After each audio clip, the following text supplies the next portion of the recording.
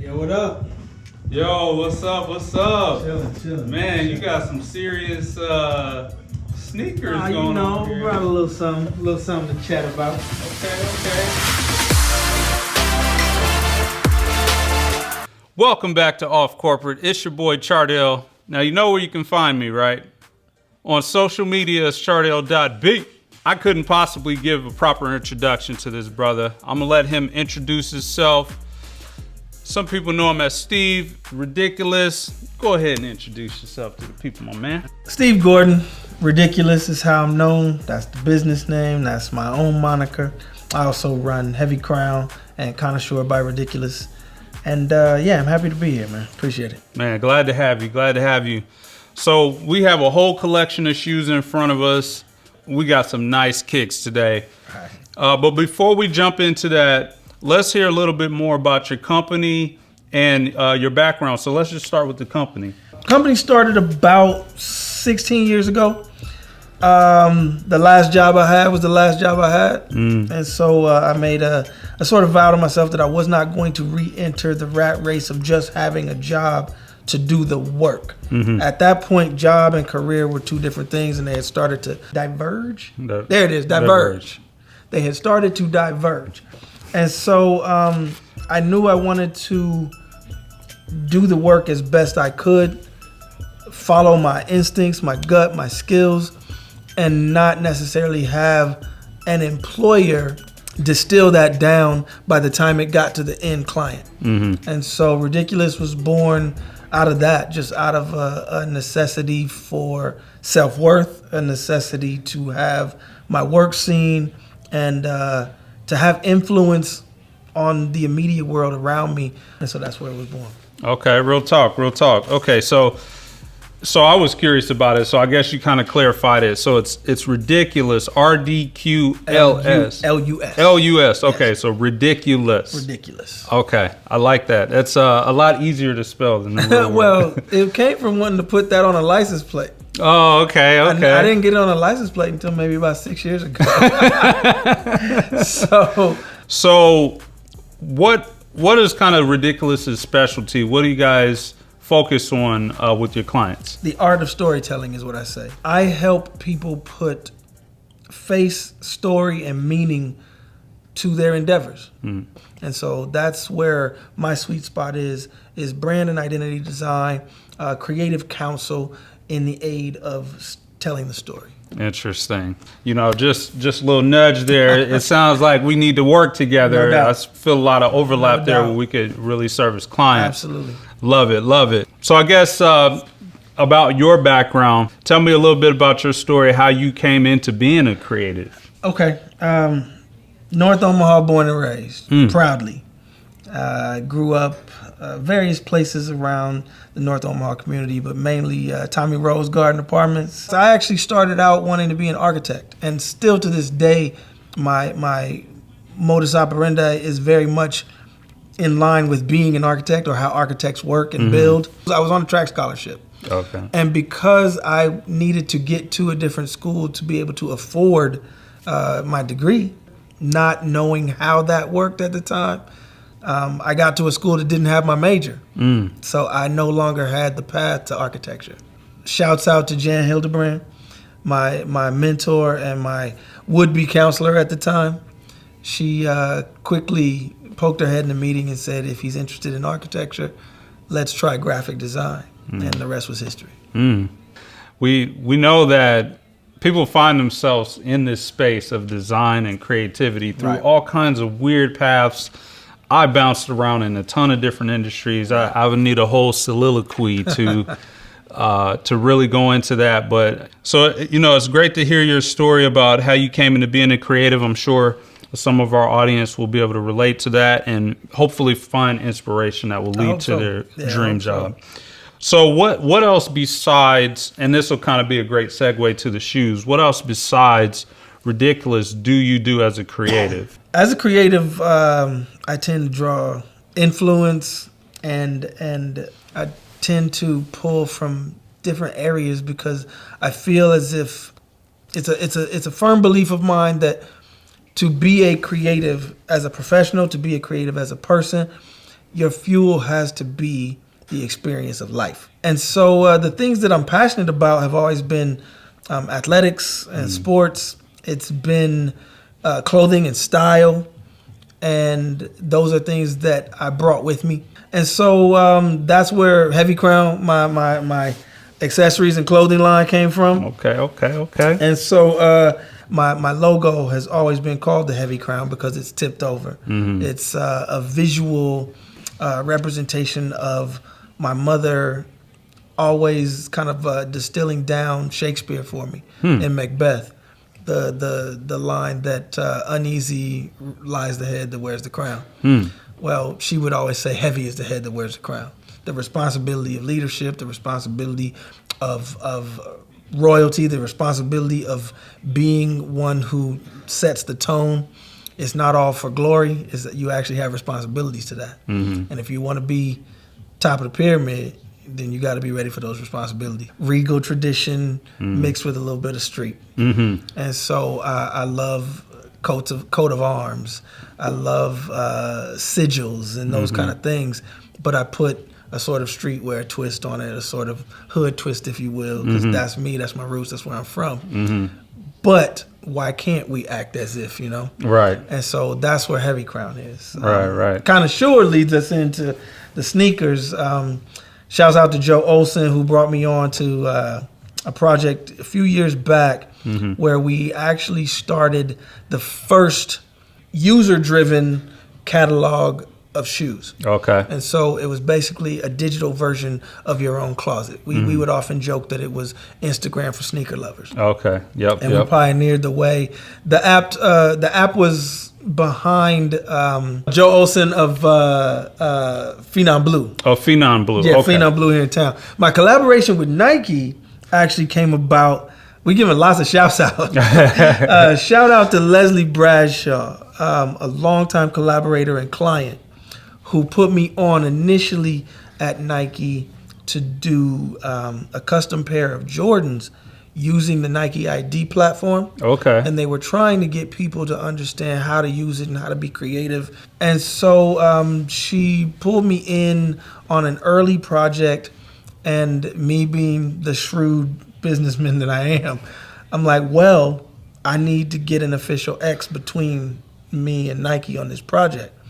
Run that up the flagpole. If I can use this as an official collaboration, then sign me up. Interesting. She ran it up the flagpole. They said okay. And so my first official Nike collab was actually a pair of Jordans that I called the Classy Concrete Pack. The Classy Concrete Pack was a pair of black Jordans that I had customized, and then another pair of Tiffany blue Jordan 12s. Oh, wow. So it was good. It was good in that. And we actually have some Jordan 12s here today that we're going to look at. Okay. Okay. Well, so you did a collab with Nike. This is unheard of. I mean, this is pretty amazing. Yeah, it was official. So before we jump into the shoes, I've got my suit coat on. Right. Okay, real official. You know, I want to make sure that, you know, I'm giving them a proper look over and make sure that, you know, there's no knockoffs on the table. You know? I guess we can start with the clear skies. Clear skies. I was going to say blue skies, but okay, the clear skies. And you'll find that everything that I do has a story. That's the nature of what I do. That's why I work the way I do. The story behind this collection had everything to do with the day I got my passport. A friend of mine, Gary Ballard, was sitting with me at Starbucks when I opened the package. And his words rang true and stuck with me since that day. He said, welcome to the world. You're now a citizen of the globe. We think about getting our passport, getting our tickets, and traveling. We don't frame it in the right light to carry the weight that it does. You now have a document that were this the 1600s, were this the 1500s, your passport is just that. You are able to pass through this port to gain access to the rest of the nations and sovereignties of the world. When my opportunity to actually work with Nike came about, that's what my collection was going to be about, is being a citizen of the globe. So the first one was actually the passport. Okay. Because it looked like a passport, the way it was built. was like a passport. So you had the textured blue, the sort of pale gold, and then on the side of each shoe has a message. This one says global, and the other one says citizen. Wow, so that actually ties together. Yeah. Interesting. Okay. Shoe number 2 was actually one called the Clear Skies. And again, you'll see it on there where it actually says clear and skies. Right. Well, the story behind this one is when you are leaving the country, when you are leaving the U.S. to go to Europe or to go even the other direction to go to Asia from the West Coast, you are almost always leaving at dusk. Mm-hmm. I was in L.A. for 13 hours before I flew to Australia because you fly at dusk. When you're leaving the country, it looks like this. You've got that lighter blue, you've got your sunset, and then it turns to night. You pray for clear skies. You pray to see that gradient as you're leaving the country because it tells you you're going to have a smooth path to get to other ports of call. Love it. I love that backstory. I think that knowing that and knowing the importance of the colors and the selection of the materials and whatnot, I think really sets it apart from other athletic shoes of this nature because they don't have the same backstory. So how did you get into collecting shoes? That absolutely happens by accident.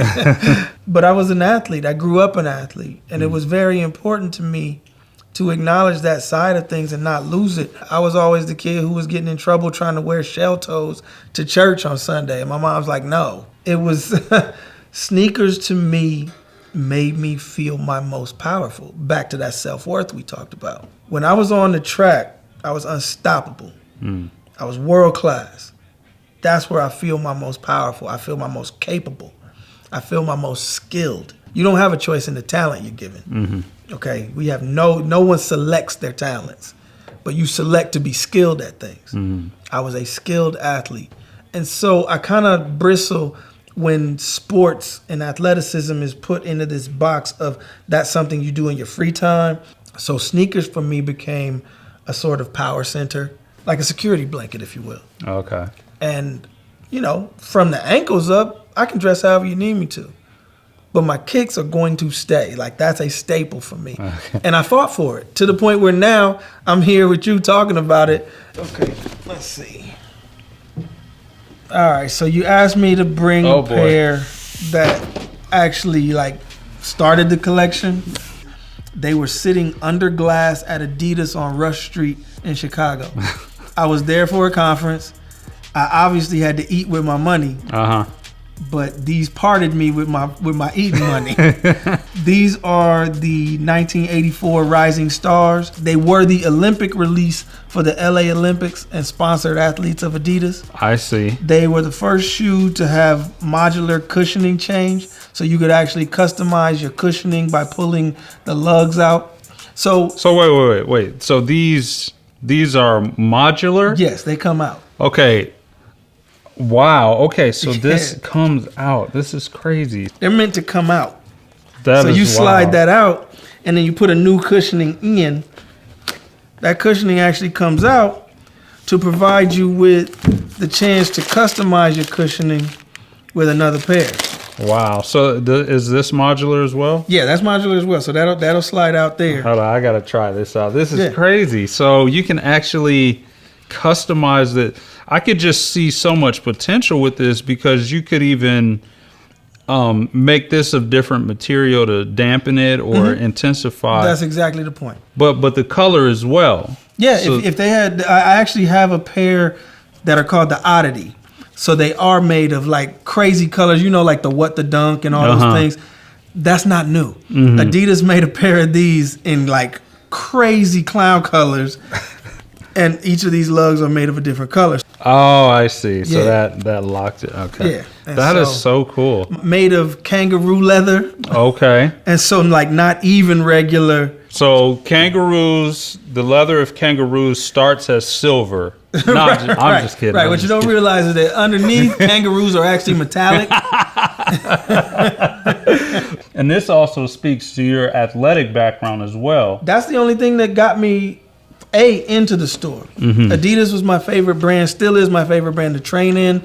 Yeah, that was your rite of passage. Absolutely. that kicked it all off. All right, we're gonna slide these aside. I'm gonna go ahead and leave these up here now so people can marvel. What's the next one you want to see? Yeah, let's look. Got some crazy like stories behind these shoes. I can't wait for this next pair. Okay, so this pair was the second collaboration with Nike and what they called their cultivator program. Okay, so to clarify, this pair was an actual collab you did as well. Yes, so this is with my Nike. Third official collaboration with Nike. we need to take a look here. I need to look. I don't know if you want to see this, but this collection was Citizen of the Globe Part 2, the Codes collection. Okay. And the reason it was called the Codes collection is each shoe in this pack had a story about a place that I had traveled. Mm-hmm. It's my firm belief that travel makes us better people. Mm-hmm. You cannot have prejudices. You cannot have preconceived notions. You cannot have false information sway your opinion about a place. So when I travel to these places, I now have firsthand knowledge of what culture is like there. Mm-hmm. Do they like Americans or not? Mm-hmm. First, I had that passport. Mm-hmm. Now I can travel to the codes of the world that get me past these gates. Mm-hmm. CPH is the code for Copenhagen, Denmark. Okay, so I saw that. I was going to ask. So CPH. Yeah. When I arrived in Copenhagen, the city for some reason has this beautiful coral glow. Mm-hmm. When you first get there, this pinkish hue over the whole city. The airport itself has no straight pathways. It's very Scandinavian, but it's built like a river. The walkway wanders and meanders through the airport, so you're literally on a wandering path, a metaphor for the travel that you're about to take. It's beautiful. So that's what the bottom was for. That represented the sort of wandering pathway through the airport as you get there. What most don't know is that Denmark is one of the wealthiest countries in the world per capita. Okay. If they were to cash out their royal treasury, and they still do have a royal seat, if they were to cash out their royal treasury, every citizen in the country would get hundreds of thousands of dollars.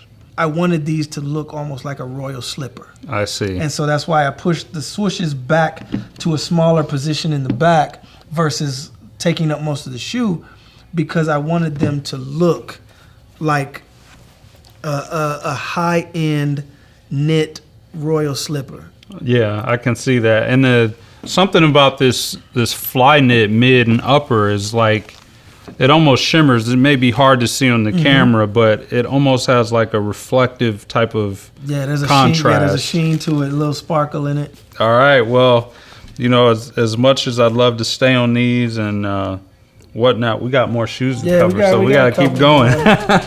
All right, so we made it to the segment where we talk about what do creatives wear, okay? What do we wear every day? And the pair that we have in front of us here, this is the Nike Lebron 15. This is my everyday go-to. Now I have these in a couple of different colors. I like to call these the between the legs. LeBron wore these when he went between Tristan Thompson's legs with the Cleveland Cavaliers. When I saw him do that, I was like, I gotta have those just for the story. That's funny. A little joke I like to say, they make me a little bit taller, so I could say, 5'11", 5'11". That's the double stack.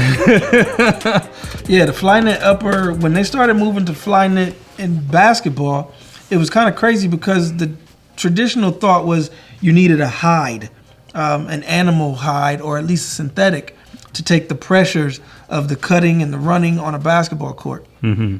But when they were able to do engineered and structured knit, and then they added the fly wires inside to add the structure to the knit, then you started seeing knit basketball shoes, and it really elevated the comfort level of what could be worn. And then double stack Zoom, one of the most comfortable innovations that Nike's had, very responsive, good cushioning, but they also are meant to bounce back with a little more force, a little more energy than traditional air bubbles. I'm an Adidas guy when it comes to my training, but double stack Zoom is still one of the coolest innovations that are out there. Similar to what you were saying, kind of street, but then at the same time you can wear them with something like what I have on today. Absolutely. And they still look the part. Yeah. So that's those. Before we talk about now I bring this box out. Some people will know what they are just from the box. Old school box, yeah. But this is one of the most controversial recent releases. Maybe some of you sneakerheads picked it up. The reverse flu games. Right. I didn't buy them initially. I was looking at them and I was like, man, should I get those? Should I get those? And I waited to get them because I was so like, man, is that color right? Are they gonna look right? In person, under the right light, under natural light, they are accurate. Under the right light. Under the right light. If you got your own studio lighting, then they gonna look dumb. I mean, this is why they're so controversial. Right. But I brought something to prove that the color is accurate. Okay. All right. Most people would say the Bred 11s are one of the staples. Absolutely. Of Jordan shoe collectors. Absolutely. I'm wearing my Space Jam 11s right now. Okay, my man with this, he's just walking around in the Space Jam. I mean, you know, they my all weathers. On a brisk all weather day. Look at this. You know. This the casual walk around. Little stomp around change. My goodness. That's all. Ooh, them is crispy though. Okay, you ain't even had them out the box. I ain't touched them, but you know, once or twice. All you know, right, I mean, it's COVID too. You know, these are like the where I'm showstoppers. going. Where I'm going.